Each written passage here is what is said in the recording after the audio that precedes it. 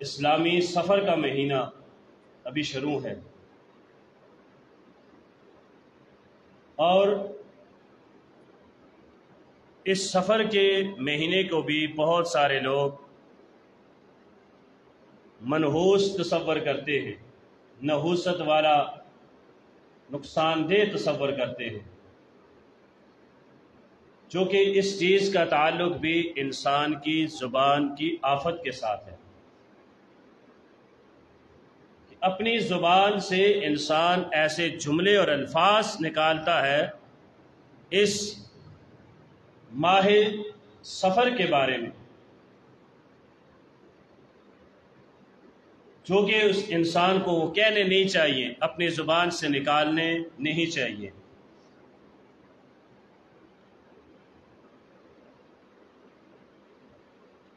رسول اکرم صلی اللہ علیہ وسلم کے نبوت کا دعویٰ کرنے سے پہلے لوگ، عرب کے لوگ، اس سفر کے مہینے کے اندر کوئی بھی اچھا کام شروع کرنا ہوتا اس کام کو شروع نہیں کرتے تھے۔ کوئی تجارت ہے، بزنس ہے، شادی بیاہ ہے، یا کوئی بھی اور معاملہ ہے جس کو لوگ اپنے لیے فائدہ مند سمجھتے تھے، سفر کا مہینہ آ گیا کام نہیں شروع کرے۔ کیوں؟ کہ اس سفر کے مہینے میں ہمارے لیے نحوست ہے، نقصان ہے۔ ایک وجہ تو یہ ہے، اور دوسری وجہ اس سفر کے مہینے کو منحوس سمجھنے کی یہ ہے، جس طرح پہلے بھی یہ بات کئی دفعہ بیان ہو چکی ہے کہ اللہ تبارک و تعالی نے 12 مہینوں میں سے 4 مہینے حرمت والے بنائے ہوئے ہیں، جن میں لگاتار 3 پے در پے ہیں، ذی القعدہ، ذی الحجہ اور محرم، اور ایک رجب کا۔ رجب کو چھوڑ کے یہ 3 مہینے جو لگاتار ہیں، ان 3 مہینوں کے اندر لڑائی جھگڑا، قتل و غارت، جہاد بند ہو جاتا ہے۔ مسلمان آرام اور سکون کرتے ہیں۔ کہیں پہ اگر کوئی مارکہ شروع بھی ہے، کافر جان بوجھ کے کر رہے ہیں، تو مسلمان حتی الوسع کوشش کریں گے کہ لڑائی نہ کی جائے، لیکن جہاں پہ لڑائی کے علاوہ کوئی چارہ نہیں، پھر ان کی مجبوری ہے۔ اب یہ 3 مہینے لگاتار صحابہ کرام اسلام سے پہلے بھی اور اسلام کی موجودگی میں بھی اپنے گھروں میں ہی رہتے، کیوں کہیں تو جانا ہے نہیں، نہ کسی مارکے کے اوپر، نہ کسی جہادی مہم کے اوپر۔ جیسے ہی محرم ختم ہوتا، سفر کا مہینہ شروع ہوتا، اب ظاہر بات ہے جو رکاوٹ تھی جہاد کے لیے، گھر سے نکلنے کے لیے، وہ ختم ہوگی۔ سارے مرد، نوجوان اپنے گھروں سے لڑائی جھگڑے کے لیے، قتل و غارت کے لیے نکل جاتے۔ لوگ اس طرح کیا سمجھتے کہ سفر کا مہینہ یہ ہمارے گھروں کو خالی کر دیتا ہے، یہ ہمارے مردوں کو میدان جنگ میں لے جاتا ہے۔ اس وجہ سے یہ سفر کا مہینہ منحوس ہے، اور سفر کا معنی بھی یہی ہے کہ خالی ہو جانا، کہ اس گھر کے اس مہینے کے اندر لوگوں کے گھر خالی ہو جاتے تھے۔ اس وجہ سے سفر کا مہینہ ہمارے لیے کسی بھی کام کو شروع کرنے کے لیے درست نہیں ہے۔ بہرکیف جو بھی وجہ ہو، لوگ سفر کے مہینے کو منحوس سمجھتے تھے، اور اس سفر کے مہینے کی نحوست کے بارے میں میرے اور آپ کے پیغمبر محمد کریم صلی اللہ علیہ وسلم کا فرمان، جو کہ صحیح بخاری میں 5717 نمبر پہ اور صحیح مسلم کے اندر 2220 نمبر پہ موجود ہے۔ رسول اکرم صلی اللہ علیہ وسلم فرماتے ہیں، لا عدوى ولا طیرۃ ولا ہام ولا سفر،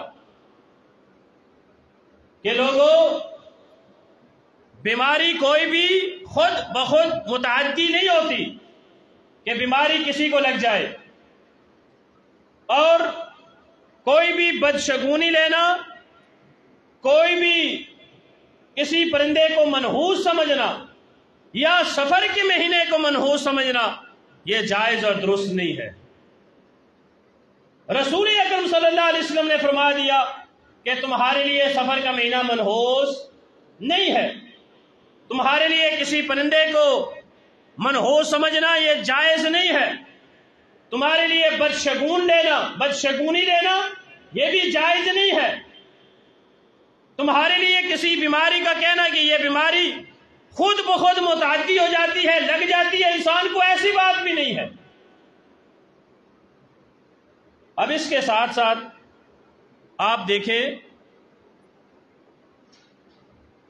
ہمارے معاشرے کے اندر بھی، ہم جس کلچر میں رہتے ہیں، ہمارے گھروں کے اندر بھی بہت ساری اس طرح کی باتیں ہیں جن کو ہم بھی اپنے لیے نحوست والا سمجھتے ہیں، منحوس سمجھتے ہیں۔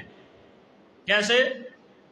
صبح صبح کام پہ جا رہے ہیں، کسی کے سامنے ہمارا آمنا سامنا ہوا، اس نے روپیہ پیسہ مانگ لیا، بس کہتے ہیں اب تو سارا دن پیسہ ہی جیب سے نکلے گا، صبح صبح مانگنے والا ہمیں ٹکر گیا ہے، اس کو پیسے دیں گے تو اب سارا دن کیا ہوگا، جیب سے پیسہ ہی نکلے گا۔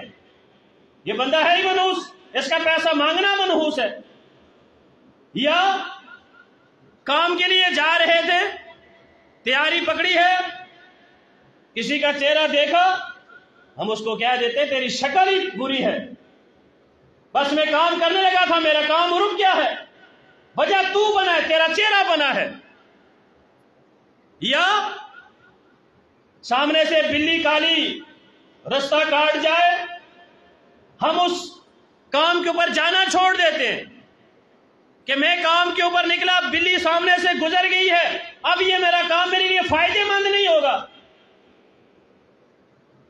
یہاں تک کہ ہم نے اللہ تعالی کے دنوں کو بھی منحوس سمجھ لیا ہے۔ منگل والے دن کپڑے نہ دھوئیے گا، بیماریاں نازل ہوتی ہیں۔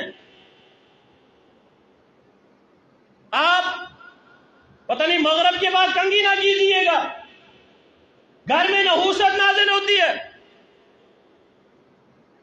اگر چپل الٹی ہے تو چپل فوراً سیدھی کرو، لڑائی اور جھگڑا پیدا ہو جائے گا۔ چپلوں کو آپس میں آگے سے منہ جڑے ہوئے ہوں، فوراً ان کے منہ تبدیل کیے جائیں، کیونکہ لڑائی اور جھگڑے کا خطرہ ہے، منحوس ہے یہ بات۔ بہت ساری ایسی ہیں جو مجھے بھی نہیں پتا، بزرگوں کو زیادہ پتا ہوگا، جن کو ہم اپنے آپ معاشرے کے اندر منحوس سمجھ کے بیٹھے ہوئے ہیں۔ کبھی کسی کی شکل کو منحوس کہہ دیا، کبھی کسی دن کو منحوس کہہ دیا، کبھی بلی کو منحوس کہہ دیا، کبھی کسی جانور کو منحوس کہہ دیا، کبھی کسی پرندے کو منحوس کہہ دیا۔ عجیب و غریب وہی دور جاہلیت والی سوچ اور فکر آج کے ہم کلمہ پڑھنے والے مسلمان کے اندر بھی موجود ہے، اور ہر چیز کے اندر بدشگونی لے کر یہ منحوسیت سمجھنا۔ بدشگونی کا مطلب کیا ہے کہ آپ نے کسی کام کے لیے پختہ ارادہ کر لیا، میں نے یہ کام اٹل کرنا ہے، لیکن آپ یا تو کسی بندے کو دیکھ کر وہ کام چھوڑ دیتے ہیں، یا تو کسی بندے کی بات سن کے وہ کام چھوڑ دیتے ہیں۔ آپ نے دکان کا افتتاح کرنا ہے، آپ نے کوئی اور کاروبار شروع کرنا ہے، صبح کے لیے آپ کا اعلان ہو گیا کہ میں نے صبح یہ دکان کا افتتاح کرنا ہے، دکان کھولنی ہے، یہ کاروبار شروع کرنا ہے۔ ایک بزرگ بتا دیتے ہیں، اماں جی بتا دیتی ہیں، پتر صبح نہ شروع کری، صبح دیہڑا بڑا پیڑا جا دیہڑا ہی چنگا دیہڑا نہیں آ، صبح دن بڑا منحوس کا دن ہے، یہ منگل ہے، بدھ ہے، اتوار کا دن ہے، یہ ٹھیک نہیں، اس دن نہ شروع کری کام۔ یہ ہے بدشگونی لینا، اپنے کیے ہوئے پختہ ارادے کو کسی کی بات سن کر یا کسی چیز کو دیکھ کر اپنا ارادہ پلٹ دینا، اپنے ارادے کو ختم کر دینا۔ جس طرح ہمارے ہاں محرم میں شادی منحوس سمجھی جاتی ہے، رمضان کے اندر نکاح اور ولیمے کو منحوس سمجھا جاتا ہے، نہیں تصور کیا جاتا اس کے بارے میں، اسی طرح اور سی بہت ساری جاہلانہ رسومات۔ اب ان ساری جتنی بھی رسمیں ہیں، اب یہ سارے جتنے بھی کام ہیں، ان کاموں کے بارے میں رسول اکرم صلی اللہ علیہ وسلم نے کیا فرمایا ہے؟ صحیح الجامع للالبانی، علامہ ناصر الدین البانی رحمۃ اللہ علیہ کی کتاب ہے. انہوں نے اپنی کتاب کے اندر ایک روایت نقل کی ہے 6264 نمبر، وجہ سے سنیے گا. فرمایا من ردتہ الطیرۃ عن حاجتہ فقد اشرک. لوگوں، رسول اکرم صلی اللہ علیہ وسلم فرماتے ہیں جس کو بھی اس کی حاجت سے، اس کے کام سے، اس کی بدشگونی نے روک لیا، اس کے نحوست پنے نے روک لیا، گویا کہ اس کی بدشگونی لینا اس نے شرک کر دیا ہے. آپ کسی چیز کو اس سے بدشگونی لیں، کالی بلی سے، کالے کپڑے سے، کسی کی شکل سے، کسی کے آنے سے، کسی کے جانے سے، کسی کے ملنے سے، کسی کے مانگنے سے، کسی بھی بات سے آپ اپنے لیے نقصان کا باعث سمجھیں، گویا کہ آپ نے شرک کر دیا. حالانکہ یہ ساری چیزیں نہ آپ کی صحت پہ اثر ڈالتی ہیں، نہ آپ کے ایمان پہ اثر ڈالتی ہیں. کہ کوئی صبح صبح پیسے مانگے گا تو سارا ہی دن نکلیں گے، ایسی بات نہیں. کہ کسی کی شکل دیکھیں گے تو آپ کا کام برا ہوگا، ایسی بات نہیں. آپ کو کسی نے کہہ دیا آج منگل کا دن ہے، کوئی کام نہ شروع کرنا، ایسی بات نہیں ہے. یہ ساری تخلیقات اللہ کی ہیں، مہینے بھی اللہ کے ہیں. جس طرح ذوالقعدہ میں، ذی الحجہ میں، محرم میں نحوست نہیں ہے، اسی طرح سفر کے مہینے بھی نحوست نہیں ہے. جس طرح آپ کے ماں باپ کی شکل میں منحوست نہیں ہے، نحوست نہیں ہے، اسی طرح کسی اور کی شکل میں بھی نحوست نہیں ہے. جس طرح آپ کے گھر میں اپنے رکھے ہوئے پالتو جانور میں کے اندر نحوست نہیں ہے، اسی طرح کسی اور کے جانور کے اندر بھی نحوست نہیں ہے. یعنی ان چیزوں کے اندر بدشگونی لینا، نحوست لینا، گویا کہ آپ شرک کی وادی میں ہیں. یہی تو وہ ہیں جو اپنی زبان سے شرکیہ جملے کہنے ہیں. یہی تو وہ جملے جو آپ کہہ کے شرک کی وادی میں چلے جاتے ہیں. اور شرک کے بارے میں اللہ تعالیٰ نے کیا فرمایا سورہ زمر میں؟ لَإِنْ أَشْرَكْتَ لَيَحْبَطَنَّ عَمَلُكَ وَلَتَكُونَنَّ مِنَ الْخَاسِرِينَ. میرے حبیب صلی اللہ علیہ وسلم، اگر آپ بھی شرک کریں گے، حالانکہ اللہ کے رسول نے شرک کیا نہیں ہے، لَإِنْ لگایا ہے، اگر شرط رکھی ہے، اگر آپ نے شرک کیا تو آپ کے بھی تمام اعمال ضائع ہو جائیں گے. اعمال ہی ضائع نہیں ہوں گے. وَلَتَكُونَنَّ مِنَ الْخَاسِرِينَ. آپ خسارہ اٹھانے والوں میں سے ہو جائیں گے، دنیا میں بھی آخرت میں بھی. اللہ کے رسول صلی اللہ علیہ وسلم آپ کو پتہ ہے میرے اور آپ سے زیادہ متقی اور پرہیزگار، زیادہ جدوجہد کرنے والے، ایک شرک کی وجہ سے نبوت کا منصب ختم ہو سکتا ہے. ایک شرک کی وجہ سے رسول اللہ کی رسالت ختم ہو سکتی ہے. ایک شرک کی وجہ سے رسول اللہ کے کیے ہوئے عمرے اور حج ختم ہو سکتے ہیں. ایک شرک کی وجہ سے رسول اللہ کی زندگی میں پڑھی ہوئی 30,000 فرض نمازیں، ان کا اجر و ثواب ختم ہو سکتا ہے. ایک شرک کی وجہ سے رسول اللہ کی دی ہوئی زکوٰۃ اور صدقات، ان کا اجر و ثواب ختم ہو سکتا ہے. تو آپ اندازہ کریں کہ آپ میرے اور آپ کے اعمال اگر شرک کریں گے تو ختم نہیں ہوں گے. حالانکہ اللہ کے رسول نے شرک نہیں کیا، لیکن ہمارے شب و روز، دن رات، میرے مسلمان ماں اور بہن اور بھائی، میرے مسلمان دوست اور بزرگ کے ایک ایک لمحہ شرک کے اندر ہے. کیا ہمارے شرک کرنے کی وجہ سے ہمارے اعمال برباد نہیں ہوں گے؟ باقی انسانوں کے تو بالکل برباد ہوں گے. جب اللہ کے رسول وہ شرک کریں، حالانکہ کیا نہیں ہے، میں بار بار کہہ رہا ہوں، اللہ کے رسول نے شرک کیا نہیں، اگر کرتے تو اعمال ضائع ہو جاتے. اس امت محمدیہ کے جو ہم گناہگار لوگ ہیں، ہم اگر شرک کریں گے تو ہمارے بالکل ضائع ہوں گے. ان اللہ لا یغفر ان یشرک بہ ویغفر ما دون ذلک لمن یشاء. مشرک کو رب نے کبھی بھی معاف نہیں کرنا. پہلی چیز آپ نے ابھی کیا سنی؟ کسی بھی چیز کو منحوس نہ تصور کریں. نہ مہینے کو، نہ دن کو، نہ کسی کی شکل کو، نہ کسی کے جانور کو، نہ ہی کسی اور چیز کو۔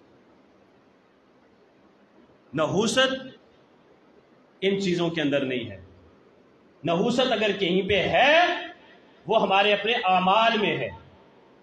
وَمَا أَصَابَكُم مِّن مُّصِيبَةٍ فَبِمَا كَسَبَتْ أَيْدِيكُمْ وَيَعْفُو عَن كَثِيرٍ۔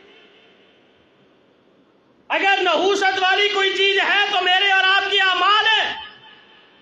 جو ہمارے اوپر مصیبتیں آئیں، پریشانیاں آتی ہیں، تکلیفیں آتی ہیں، ہمارے کاروبار ختم ہوتے ہیں، روپے پیسے میں برکت نہیں رہتی، کام شروع کرتے ہیں، کام کا آغاز درست نہیں ہوتا، صرف ہمارے فَبِمَا كَسَبَتْ أَيْدِيكُمْ، اللہ فرماتے ہیں تمہارے اپنے کرتوتوں کی وجہ سے۔ کسی اور کو ذمہ دار نہ ٹھہراؤ کہ تیری شکل دیکھی تو میرا نقصان ہونا شروع ہو گیا، میرے گھر کے اندر یہ جانور داخل ہوا تو ہمارا نقصان شروع ہو گیا، میرے سامنے سے کالی بلی گزری تو میرا نقصان ہونا شروع ہو گیا۔ نہیں، منحوس ہے کون سی چیز؟ ہمارے برے اعمال، جس کا وبال، جس کا نقصان ہماری جانوں کے اوپر، ہمارے اعمال کے اوپر، ہمارے بیوی بچوں کے اوپر، ہمارے گھر بار کے اوپر پڑتا ہے۔ وَمَا أَصَابَكُم مِّن مُّصِيبَةٍ فَبِمَا كَسَبَتْ أَيْدِيكُمْ، جتنے بھی تمہارے نقصان ہیں، جتنے بھی تمہاری پریشانی ہے، سب تمہارے کرتوتوں کی وجہ سے، تمہارے الٹے اعمال کی وجہ سے۔ فَبِمَا كَسَبَتْ أَيْدِيكُمْ وَيَعْفُو عَن كَثِيرٍ، اللہ فرماتے ہیں بہت سارے اعمال تو ایسے ہیں میں تمہارے گناہوں کی تو معافی بھی نہیں مانگتے، تمہیں پتہ بھی نہیں ہوتا یہ گناہ ہے یا نہیں، میں تو بغیر گناہوں کی معافی مانگے بھی تمہارے اعمال، تمہارے گناہوں کو معاف کر دیتا ہوں۔ ہر انسان اپنے بارے میں سوچے، صبح سے لے کر شام تک کتنی زیادہ ہم شرکیات جملے اپنی زبان سے نکالتے ہیں، کتنے زیادہ ہم ایسے اللہ اور اللہ کے رسول کو ناراض کرنے والے جملے اپنی زبان سے نکالتے ہیں، لیکن پھر بھی آپ سکون سے بیٹھے ہوئے خطبہ سن رہے ہیں، میری مائیں بہنیں گھروں میں خطبہ سن رہی ہیں۔ کیا اتنے گناہ ہونے کے باوجود اس آرام اور سکون کے بھی ہم قابل ہیں؟ نہیں ہیں ہم اس قابل۔ اگر ہمارے گناہوں کی دیکھا جائے، گناہوں کو دیکھا جائے، یہ تو اللہ کا اپنا کرم اور اس کی مہربانی اور اس کی شفقت ہے کہ اللہ تعالیٰ ہمارے گناہوں کے باوجود ہمارے اوپر اس نے اپنا آرام اور سکون اور کرم نازل کیا ہوا ہے۔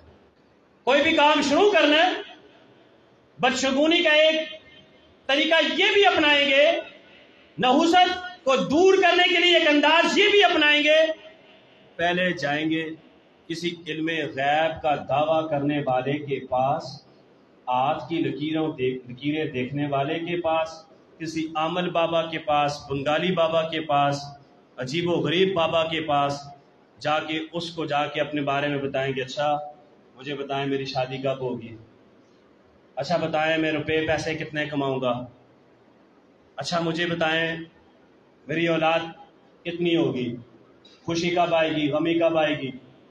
وہ پھر آپ کی ہاتھ کی لکیریں اور لائنیں دیکھ کے وہ پھر کاغذ کے اوپر بنا کے نا کہتا ہے یہ لائف لائن ہے، یہ ڈیڈ لائن ہے، تمہاری یہ منی لائن ہے، یہ میرج لائن ہے، عجیب و غریب آپ کی لائنیں پھر بتاتا ہے آپ کو۔ پھر آپ اسی کے اوپر یقین اور بھروسہ کر کے بیٹھ جاتے ہیں۔ ایک انداز یہ ہے۔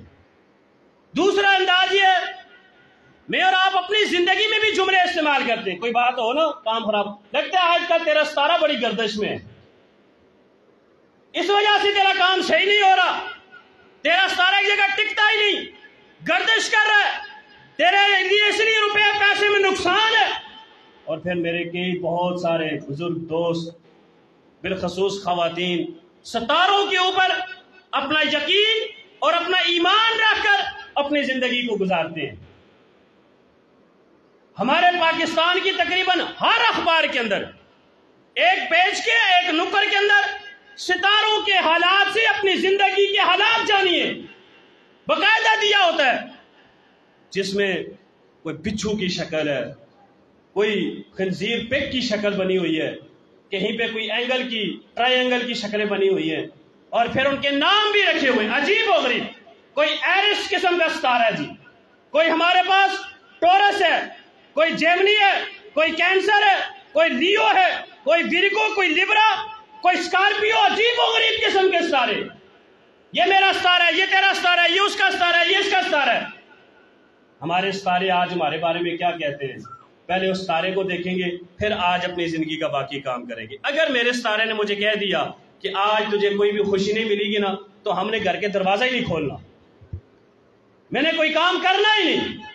اگر میرے ستارے نے کہا کہ آج تیرے لیے تیرے کاروبار میں بہترین خیر و برکت ہے، پھر ہم نے سکون ہی نہیں کرنا. آج میرا ستارہ ٹھیک کہہ رہا ہے میرے لیے کون سا مہینہ فائدہ مند؟ ستارے کو دیکھ کر. مریخ ہے، مشتری ہے، کون سا؟ ستاروں کے ذریعے. مجھے یہ ایمان سے بتائیں، یہ ستارے کیا یا یہ عامل بابے، یہ ہاتھ کی لکیریں دیکھنے والے، یہ ہماری قسمت کا فیصلہ کریں گے؟ یہ ہمارے نفع نقصان کا فیصلہ کریں گے؟ یہ ہمارے شب و روز کے معاملات کا فیصلہ کریں گے؟ رسول اکرم صلی اللہ علیہ وسلم نے کیا فرمایا ہے؟ صحیح مسلم کی روایت ہے 934 نمبر. فرمایا اربعون فی امتی من امر الجاہلیہ لا یترکونہن. لوگوں سن لو، 4 قسم کے کام ہیں جو کہ میری امت محمدیہ کے اندر زمانہ جاہلیت سے ہیں، اور یہ ان کو کبھی نہیں چھوڑیں گے. اللہ کے رسول نے آج سے 1500 سال پہلے ہی میرے اور آپ کے بارے میں پیشین گوئی کی تھی. یہ امت محمدیہ کے زمانے جاہلیت کے اندر 4 کام پائے جائیں گے، یہ نہیں چھوڑیں گے. پہلا کام فرمایا الفخر فی الانساب، قوم پرستی ان کے اندر ہوگی، قوموں کے اوپر فخر ہوگا. معذرت کے ساتھ میرا خود بھی ایک قوم سے تعلق ہے، لیکن قوموں کے اوپر فخر، قوموں کے ساتھ قوموں کے اوپر غرور اور فخر، میری قوم سب سے آگے ہے، ہم قوم والے زیادہ فضیلت والے، باقی قوم چنگل مراسی پتہ نہیں کیا کیا عجیب و غریب ان کو کہہ کر نیچے دکھانا.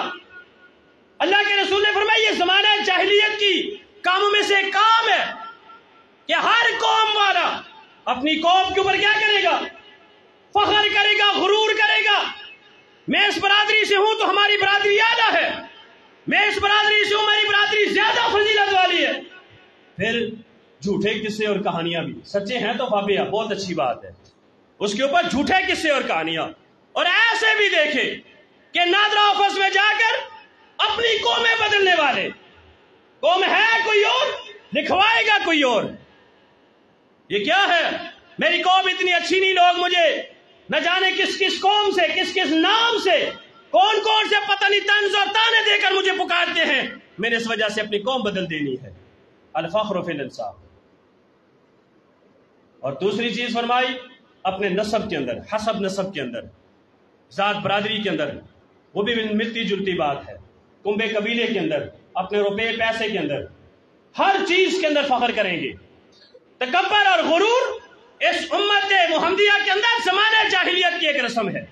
اور تیسرے نمبر پہ فرمایا وَالطَّعْنُ فِي الْأَنْسَابِ وَالْإِسْتِسْقَاءُ بِالنُّجُومِ، اور ستاروں کے ذریعے بارش طلب کرنا، یا ستاروں کے ذریعے اپنی قسمت کا حال پوچھنا.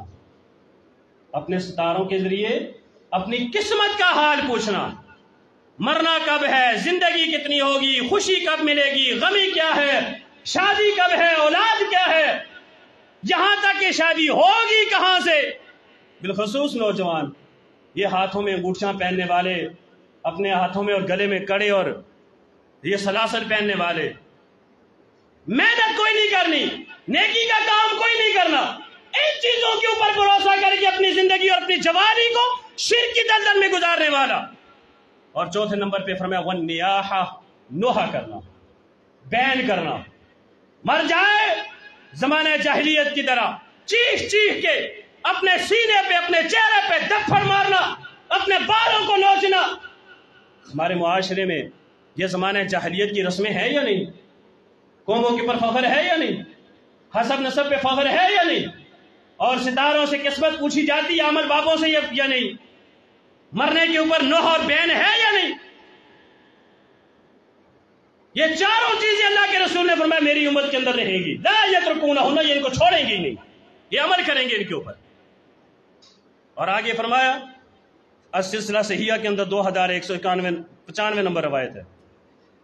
لوگوں جو بھی لیس منا من تطیر او تطیر لہو او تکاہن او تکہن لہو او سحر او سحر لہو. لوگوں سن لو، اللہ کے رسول نے فرمایا ہے وہ ہم میں سے نہیں ہے جو کہانت والے کام کرتا ہے، یعنی کسی کو ہاتھ دکھاتا ہے یا ہاتھ دیکھتا ہے، جو کسی سے اپنے مستقبل کی خبریں پوچھتا ہے یا بتاتا ہے، جو شگون لیتا ہے یا شگونیاں وہ لے کے دیتا ہے کسی کو، بدشگونیاں بتانے والا، بدشگونیاں لینے والا، کہانت کے کام کرنے والا، کہانت کے کام کروانے والا، اپنے ہاتھوں کی لکیریں دیکھ کر اپنے فیوچر کے فیصلے کروانے والا، اور جو بھی انسان جادو کرنے والا اور کروانے والا، فرمایا وہ ہم مسلمانوں میں سے نہیں ہے. لائن لگی ہوتی ہے عمل بابوں کے پاس، کسی میلے پہ جائے نا، طوطے والے فال نکال کے دکھا رہے ہوتے ہیں، طوطے والے. ایک دفعہ میرا بھی سامنا ہوا، نے کہا چلو دیکھ تو لوگ کہتے ہیں کہ ہے کیا، آج تجربہ تو کرو یہ ہے کیا. عجیب و غریب.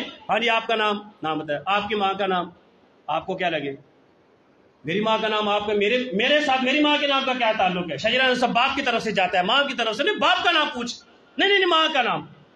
یہ جادوگری کا یہ گورا رسول ہے، یہ جادوگر ہے جو ماں کا نام پوچھتا ہے. آپ کسی کے پاس بھی جائیں اور آپ کو آپ سے آپ کا نام، یعنی عجیب و غریب. کاری صاحب میرا حساب کرے ہو نا، یہ چیز کی طرح کیا حساب ہونا چاہیے. حساب کتاب تو اللہ کرے گا، ہم کیا کریں. حساب کرے ہو ذرا دیکھو ذرا تساں دی کالی کتابوں میں، لال کتابوں میں کیا آندا ہے میرے بارے میں. ذرا اللہ کے بندے، حساب کتاب اللہ نے کرنا ہے، ہم انسانوں کے پاس نہیں ہے حساب کتاب. پھر وہ فال نا بابا جی نے، میں نے کہا نام نہیں بتاؤں گا، ماں کے نام کے بغیر ہی کر دیں. اب جھوٹ بھی بولوں کوئی اور بھی بتا دوں، نہیں.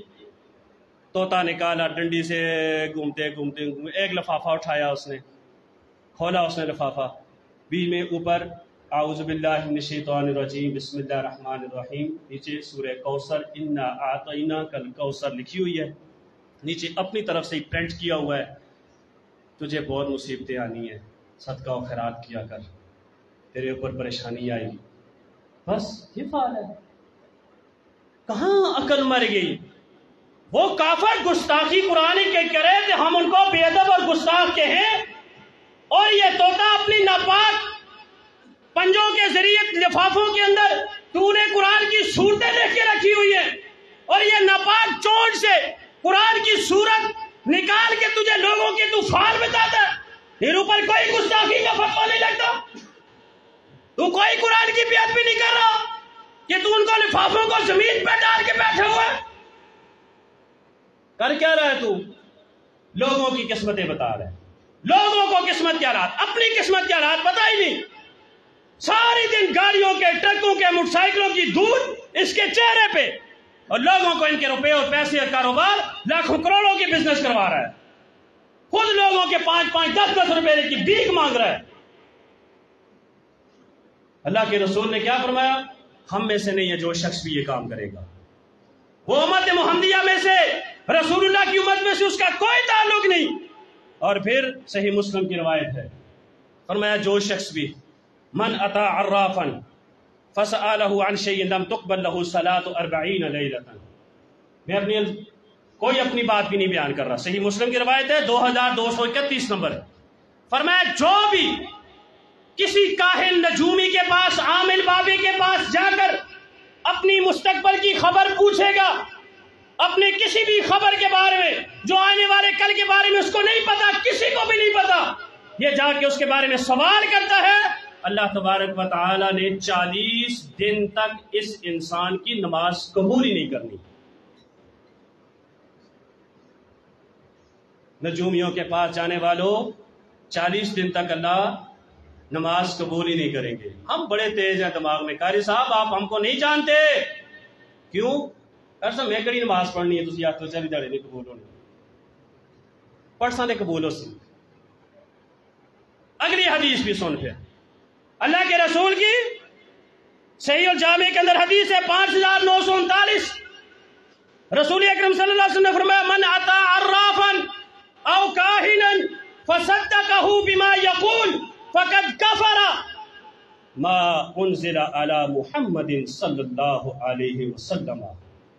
جو بھی کسی کاہن نجومی کے پاس گیا، اس نے اس کو ہاتھ دکھایا اور اس نے اس کی خبر کے اوپر یقین کر لیا، اس نے یقین کر لیا، اللہ کے رسول نے فرمایا جو کچھ بھی محمد صلی اللہ علیہ وسلم کے اوپر نازل ہوا اس نے اس کے ساتھ کفر کر دیا۔ اللہ کے رسول کے اوپر کیا نازل ہوا ہے؟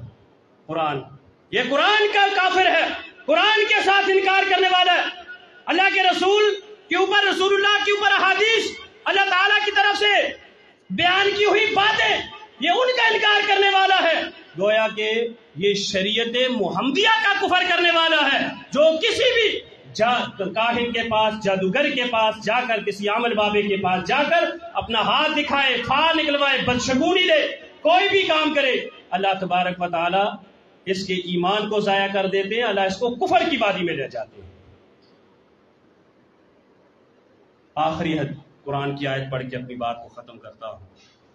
میرے بھائیوں، اپنا ایمان اور یقین بنا لو کہ آپ کے نفع نقصان کا مالک کون ہے؟ نفع نقصان کا مالک کون ہے؟ اگر اللہ کے علاوہ کوئی بھی نفع نقصان کا مالک ہوتا تو سب سے پہلے رسول اللہ صلی اللہ علیہ وسلم اپنے نفع نقصان کے مالک ہوتے یا نہ ہوتے؟ میں نہیں بات کہہ رہا، سورہ اعراف ہے، آیت نمبر 188 ہے، رسول اکرم صلی اللہ علیہ وسلم کے اوپر اللہ نے یہ آیت اتاری، فرمایا قل لا املک لنفسی۔ اللہ کے رسول، میرے حبیب، آپ ان لوگوں کو یہ آیت پڑھ کے سنائیں، کہہ دیں میں محمد بھی اپنے لیے لا املک لنفسی نفعا ولا ضرا، میں محمد بھی اپنے لیے نہ کسی نفع کا مالک ہوں نہ کسی نقصان کا مالک ہوں، الا ما شاء اللہ ولو كنت اعلم الغیب لاستكثرت من الخیر، اور اگر میرے پاس یہ اختیار ہوتا، مجھے پتہ چل جاتا کہ میرے لیے کیا کہاں پہ نقصان ہے، کدھر کدھر مجھے تکلیف ہونی ہے، ٹھوکر لگنی ہے، پتھر لگنا ہے میدان جنگ میں پہلے ہی لاستكثرت من الخیر، میں پہلے ہی ان کا بچاؤ کر لیتا، میں خیر اپنے لیے اکٹھیاں کر لیتا، ان تکالیف سے، پریشانیوں سے بچنے کے میں بندوبست کر لیتا۔ وما مسنی السوء، مجھے تو ساری زندگی کوئی تکلیف پہنچتی ہی نہ، اگر مجھے پہلے سے ہی پتا ہوتی۔ اللہ کے رسول صلی اللہ علیہ وسلم کو تکلیفیں پہنچی تھی نہیں پہنچی تھی؟ اور ظالم اللہ کے رسول کی کندھے کے اوپر اونٹ کی اوجری رکھتے تھے نہیں رکھتے تھے؟ ظالموں نے رسول اللہ کے گردن میں چادر ڈال کر گلے کو وقت چڑھائے تھے یا نہیں چڑھائے تھے؟ جس چادر کو کھینچنے کی وجہ سے آپ کی گردن کے اوپر نشان پڑ گئے تھے۔ ظالموں نے جنگ احد میں، جنگ بدر میں رسول اللہ کو نقصان پہنچایا تھا نہیں پہنچایا تھا؟ آپ کے سامنے کے دندان شہید ہوئے تھے نہیں ہوئے تھے؟ آپ کی پیشانی اور ماتھے کے اوپر پتھر لگے تھے، خون نکلا تھا نہیں نکلا تھا؟ وہ وادی طائف کا بڑا مشہور واقعہ، پتھر مارے ظالموں نے، اتنے مارے رسول اللہ کو کہ جسم سے خون آپ کا نکل کر آپ کے پاؤں میں جوتیوں کے ساتھ ایسے چپک گیا کہ جب وہ غلام اتارنے لگا آپ کی جوتی نہیں اترتی تھی۔ اللہ کے رسول اگر یہ معاملات پہلے ہی جان لیتے تو سب کچھ اپنے لیے اکٹھا کر لیتے۔ اللہ کے رسول بھی نفع نقصان کے مالک نہیں، نفع نقصان کا مالک کون؟ اللہ تو ہمیں بھی ایسا عقیدہ بنانے کی توفیق عطا فرما، اللہ تو ہمارے معاملات کو درست فرما، اے اللہ تو ہمیں صحابہ کرام رضوان اللہ علیہم اجمعین، اہل بیت عظام رضوان اللہ علیہم اجمعین اور سلف صالحین جیسے منہج اور اپنا عقیدہ بنانے کی توفیق عطا فرما۔ اقول قولی ھذا استغفر اللہ لی ولکم ولسائر المسلمین وآخر دعوانا ان الحمد للہ رب